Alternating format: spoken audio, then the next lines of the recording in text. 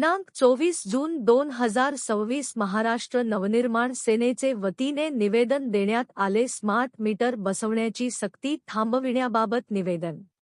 आपल्या शिरपूर विभागातील वीज ग्राहक सध्या वीज ग्राहकांवर स्मार्ट मीटर बसवण्याची सक्ती केली जात असल्याची माहिती व्हॉट्सअप मेसेजद्वारे मिळत आहे. या संदर्भात काही गंभीर शंका व आक्षेप आहेत. तरी आपण स्मार्ट मीटर बसवण्याची सक्ती तात्काळ थांबवून नागरिकांशी चर्चा करून त्यांचे समाधान करावे व ग्राहकांच्या हिताचा निर्णय घ्यावा.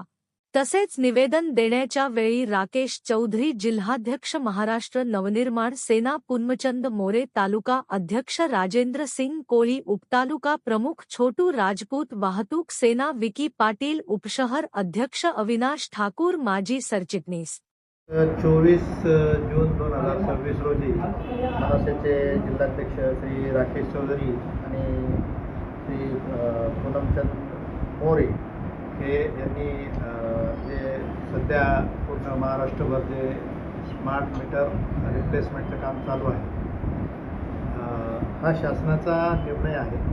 परंतु याच्यामध्ये आता ग्राहकांमध्ये थोडासा संभ्रम आहे, परंतु तो मी तुमच्या सर्वांच्या माध्यमातून ग्राहकांपर्यंत हे पोहोचवू इच्छितो की प्रीपेड मीटर जे आता रिप्लेसमेंट होत आहेत, मीटर्स जुने मीटर्स जे की त्याची लाईफ संपलेली आहे, 5 वर्ष प्रत्येक मीटरची लाईफ असते. तर ते मीटरची लाईफ संपल्यामुळे शासनाने महाराष्ट्र शासनाने हा निर्णय घेतलेला आहे की ते मीटर आता नवीन मीटरद्वारे स्मार्ट मीटरद्वारे बदलण्यात येत आहेत. त्याच्यामध्ये जे स्मार्ट मीटर आहे याच्यामध्ये 2 प्रकार आहेत, प्रीपेड मीटर आणि पोस्टपेड मीटर. जसे की जुने जे मीटर होते ते पोस्टपेडच मीटर होते आणि हे देखील जे आहेत हे पण पोस्टपेडच मीटर आहेत.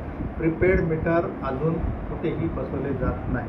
ज्याची मागणी असेल, ज्या ग्राहकाची मागणी असेल, त्याचं ॲप्लिकेशन असेल, अशाच ठिकाणी फक्त प्रीपेड मीटर बसवलं जात आहे.